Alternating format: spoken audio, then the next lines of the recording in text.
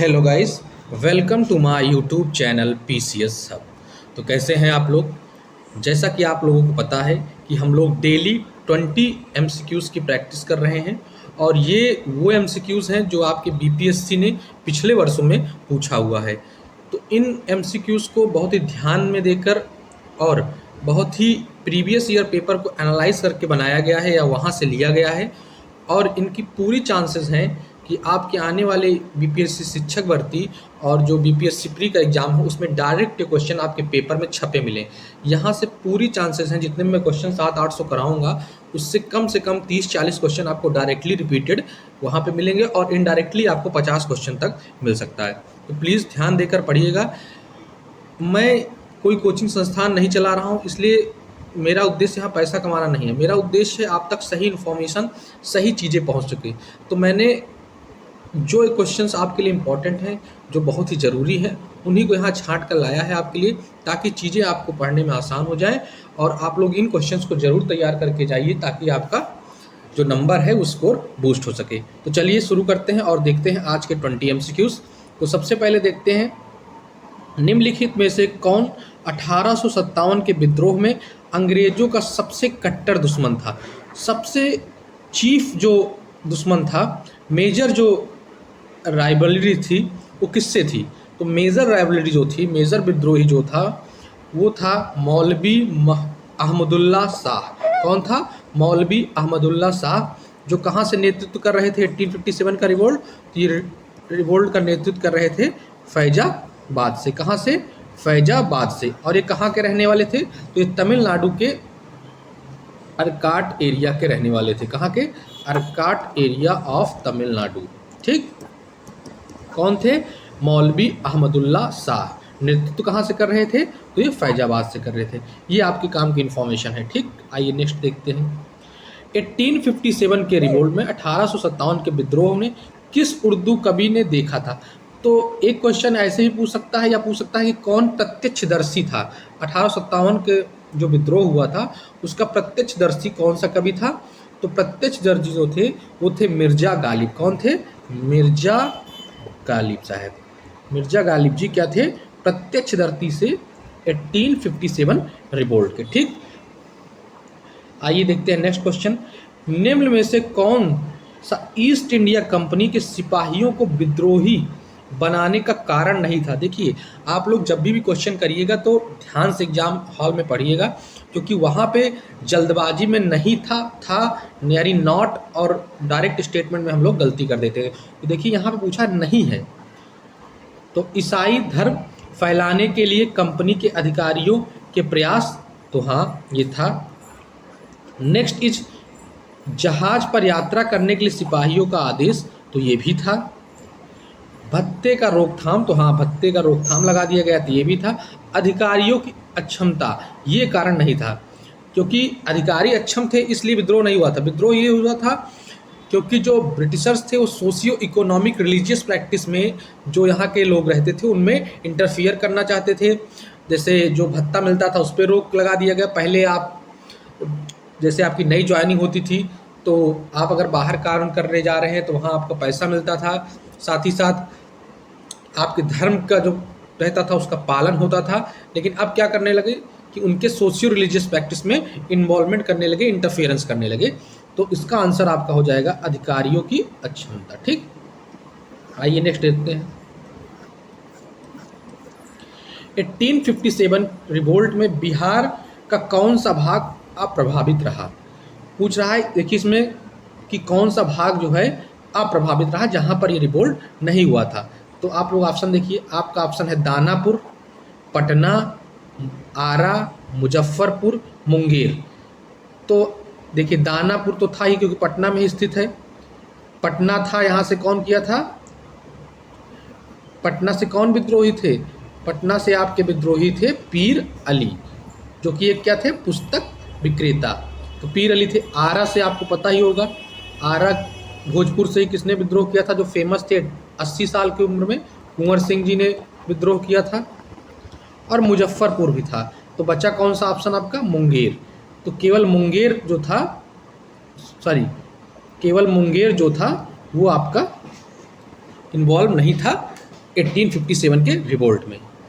Next देखते हैं ये 1857 का रिवोल्ट यानी 1857 का विद्रोह लखनऊ में किसके नेतृत्व में आगे बढ़ा। तो पूछ रहा है कि लखनऊ में कौन इसका नेतृत्व कर रहा था। ऑप्शन है आपका बेगम ऑफ अवध, अवध की बेगम, रानी लक्ष्मीबाई, तात्या टोपे, नाना साहेब। तो लखनऊ से कौन नेतृत्व कर रहे थे। तो लखनऊ से नेतृत्व कर रही थी बेगम ऑफ अवध, जिनका नाम था बेगम हजरत महल।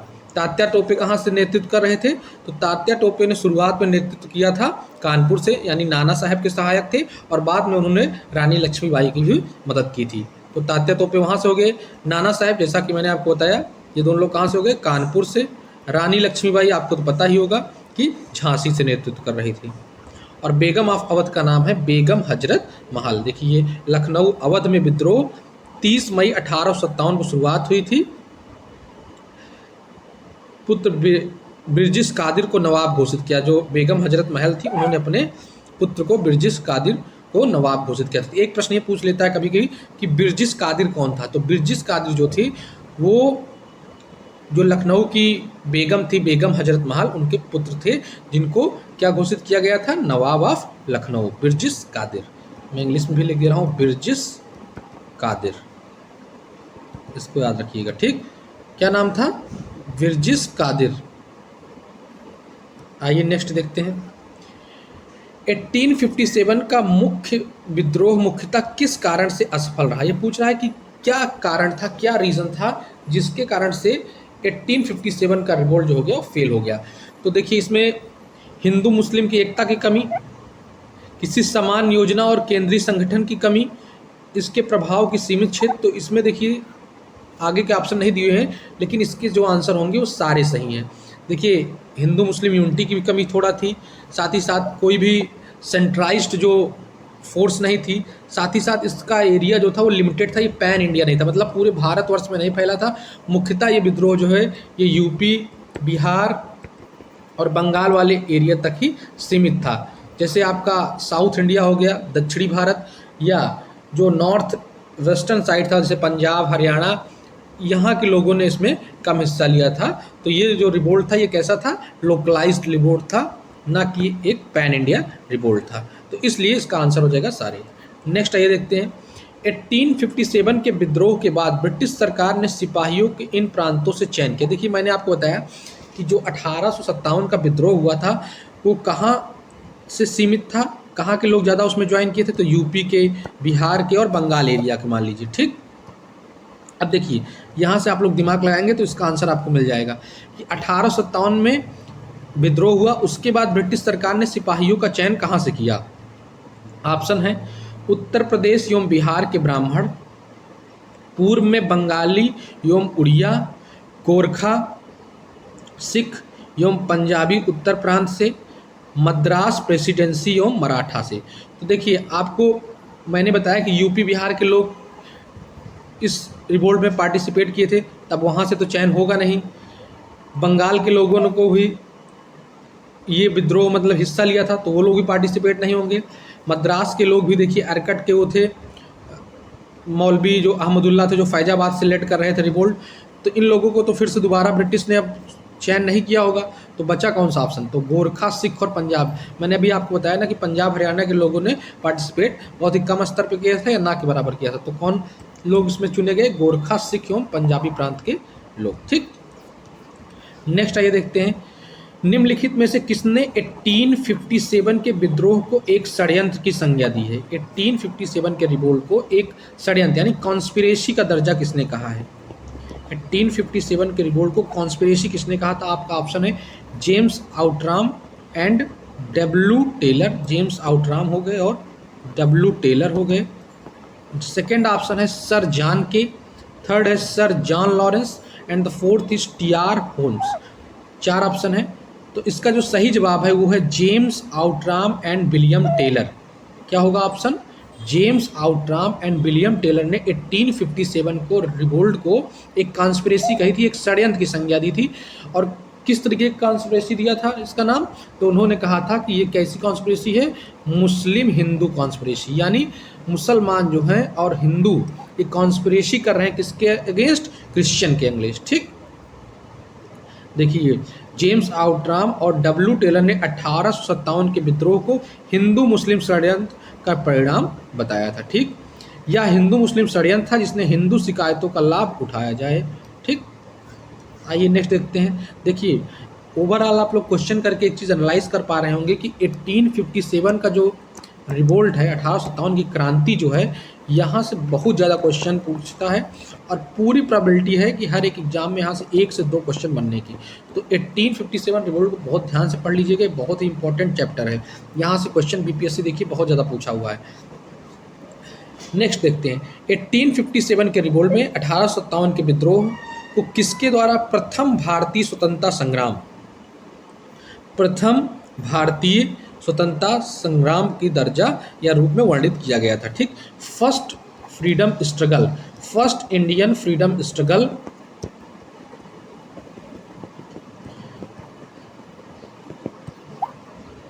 की संज्ञा किसके द्वारा दी गई थी? 1857 के विद्रोह को। तो फर्स्ट इंडियन फ्रीडम स्ट्रगल की संज्ञा जो है, आपके ऑप्शंस हैं बी.डी. सावरकर, बाल गंगाधर तिलक, शरद चंद्र चटर्जी, रविन्द्रनाथ ठाकुर या टैगोर।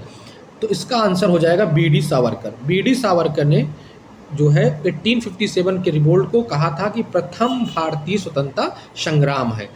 ठीक, जैसे सैयद अहमद खान ने कहा था the cause of revolt of 1857, ऐसे एस.एन. सेन ने कहा था 1857 सिपाही मुटनी। तो किसी ने इसको सिपाही मुटनी की बहुत लोगों ने दर्जा दिया था। सिपाही मुटनी होता है कि ये सैनिकों का एक जनरल विद्रोह है, ना कि देश के लिए एक विद्रोह है, ना देश की आज़ादी के लिए। और कुछ लोगों ने इसे फ्रीडम स्ट्रगल की भी दर्जा दिया था, फ्रीडम स्ट्रगल का भी दर्जा दिया था, आज़ादी की लड़ाई। ठीक, नेक्स्ट आते हैं हम लोग अगले क्वेश्चन पे अपने। वह प्रथा जिसके तहत किसान स्वयं भूमि का मालिक होता है और सरकार को भू राजस्व के भुगतान के लिए जिम्मेदार माना जाता है। यानी ये पूछ रहा है कौन सा सिस्टम था जिसमें भूमि का मालिक स्वयं किसान फार्मर होता था और जो रेवेन्यू होती थी भूमि की वो डायरेक्ट किसको देता था? सरकार को। आपके ऑप्शन है जमींदारी प्रथा, रैयतवाड़ी प्रथा, महलवाड़ी प्रथा और दहशाला प्रथा। देखिए, दहशाला प्रथा तो आपको पता ही होगा कि इस टाइम की बात ही नहीं है, अंग्रेजों का टाइम नहीं था, ये मुगल के टाइम की प्रथा थी। बच्चा जमींदारी, महलवाड़ी और रैयतवाड़ी। तो अगर आपको पता होगा, थोड़ा भी आप लोगों ने पढ़ा होगा, तो रैयतवाड़ी सिस्टम में क्या किया गया था कि जो मिडिल मैन थे यानी जो ब्रोकर थे उनको हटा दिया गया था, एलिमिनेट कर दिया गया था और सीधे रिलेशन होता था किसके बीच में? ब्रिटिश